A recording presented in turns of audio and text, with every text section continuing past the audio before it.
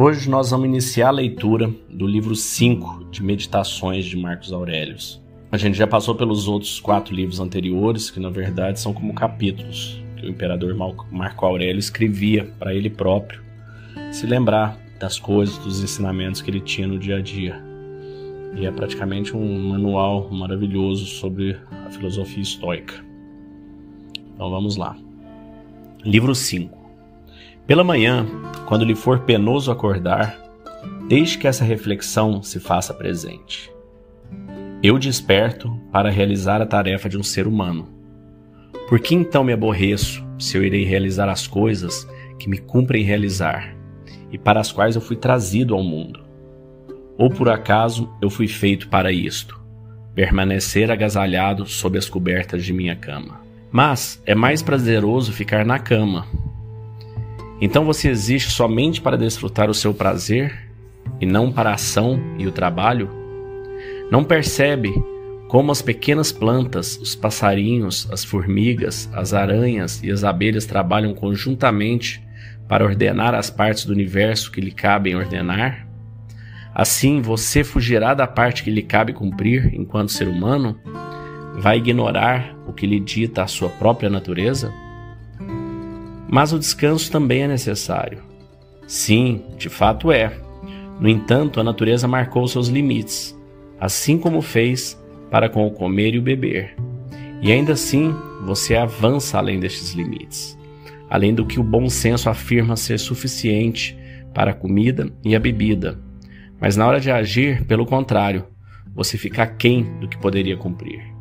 Portanto, você não ama a si mesmo, pois que se amasse, amaria a sua própria natureza e os seus ditames. Aqueles que amam o seu ofício se atiram ao trabalho de tal forma que muitas vezes se esquecem do banho e das refeições. Entretanto, você ama menos a sua própria natureza do que o cinzelador ama a cinzeladura, ou o dançarino ama a dança, ou o avarento ama o dinheiro, ou o vaidoso ama a glória efêmera. Assim, tais homens chegam a sacrificar as refeições e o sono em benefício daquilo que amam fazer. Ora, e acaso as ações úteis à sociedade lhe parecem menos valiosas e dignas de zelo? Quão fácil é repelir ou apagar cada impressão perturbadora ou inconveniente que nos toca a alma, e imediatamente retornar à tranquilidade. Julgue como dignas e adequadas a ti cada palavra e ação que estejam de acordo com a natureza. E não se deixe influenciar pela censura dos demais, nem por suas palavras. Se julga que algum discurso ou ação vai de acordo com a natureza, vá em frente, pois tais pessoas se guiam pelo seu próprio juízo e seguem os seus próprios impulsos. Assim, não lhes dê atenção, segue reto, obedece à sua própria natureza e à natureza comum. O seu caminho é um só. Eu sigo pelo caminho traçado pela natureza, até que eu caia e descanse, entregando meu último suspiro ao mesmo elemento que sustenta diariamente a minha respiração, jazendo no meu elemento do qual meu pai coletou a semente do meu ser e minha mãe extraiu o meu sangue e a minha ama o leite. Elemento este que também me sustentou por muitos e muitos anos, com toda a comida e a bebida que consumi, enquanto nele pisei e abusei de 1000 maneiras. Você afirma que os homens não sabem admirar a sua perspicácia. Ora, que seja. Em todo caso, há muitos outros dons que escapam à sua natureza. Assim sendo, se dedique àqueles dons que estão sob o seu controle. A resiliência no trabalho, a aversão à luxúria, o contentamento com partes que lhe coubem no destino das coisas, a benevolência, a franqueza, o desapego às banalidades, a magnanimidade. Dessa forma, não percebe quantas são as qualidades que você poderia cultivar desde hoje, para as quais não pode dar desculpa da inaptidão natural? E ainda assim, você as negligencia voluntariamente, estando aquém de onde poderia estar. Ou acaso seria uma incapacidade natural o que te obriga a resmungar e a recriminar e a adular, a colocar a culpa em seu corpo, ou ceder à luxúria, a tentar agradar a todos, a buscar o aplauso e de tantas outras formas perturbar a sua própria alma? Não, pelos deuses, você poderia ter se libertado desses grilhões há muitos anos. Todavia, Você só se preocupa em parecer perspicaz, com medo de lhe taxarem como um governante de raciocínio lento e confuso, um imbecil. Ora, caso ainda queira corrigir esta falha, então não a negligencie, nem se apraza em sua própria imbecilidade. Um homem assim que presta a outro homem um serviço, está pronto para receber algum pagamento pelo favor prestado. Outro homem não se apressa em cobrar o pagamento, mas ainda assim, em sua mente, ele considera que aquele para quem prestou o serviço está em dívida consigo. Já um terceiro ignora, se é possível colocar desta forma, o serviço que ele mesmo prestou. É como a videira, que após haver produzido suas uvas, já não busca mais nada. Tampouco tem expectativa de receber um pagamento. Da mesma forma, se comporta um cavalo a galopar, carregando o cavaleiro, ou um cachorro que farejou com sucesso o rastro da caça, ou a abelha que fabricou o seu mel. Assim, quando o homem realiza uma boa ação, ele não faz estardalhaço, nem chama os outros para verem o que ele fez, mas antes se preocupa com sua própria ação, assim como a videira já se preocupa com as uvas da próxima estação.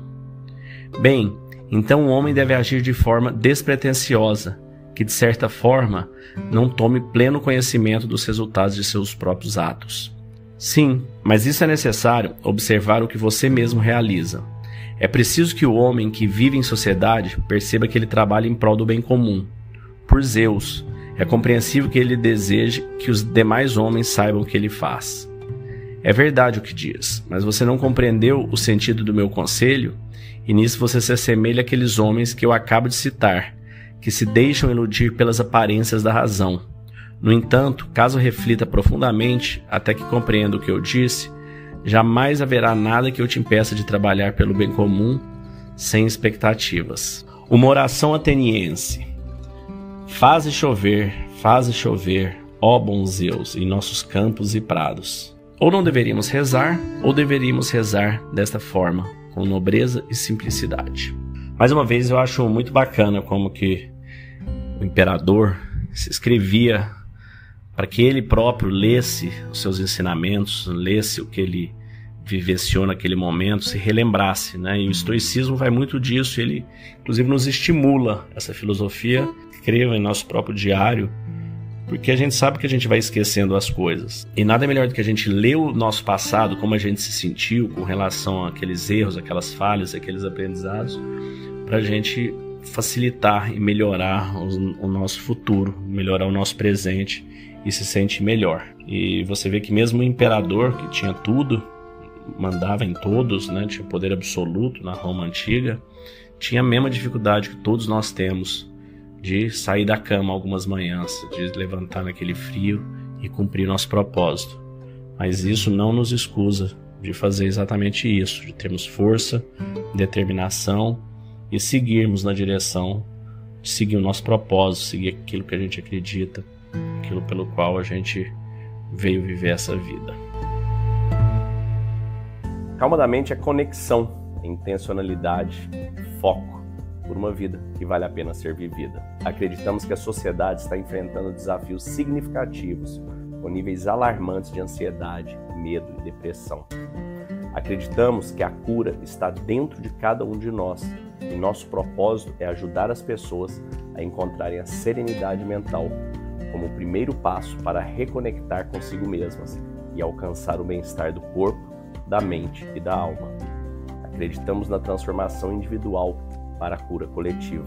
Dentro da Calma da Mente, nós oferecemos um programa baseado em uma filosofia com mais de 2.300 anos, o estoicismo, apoiado em técnicas de meditação e visualização validadas hoje pela neurociência e pela PNL.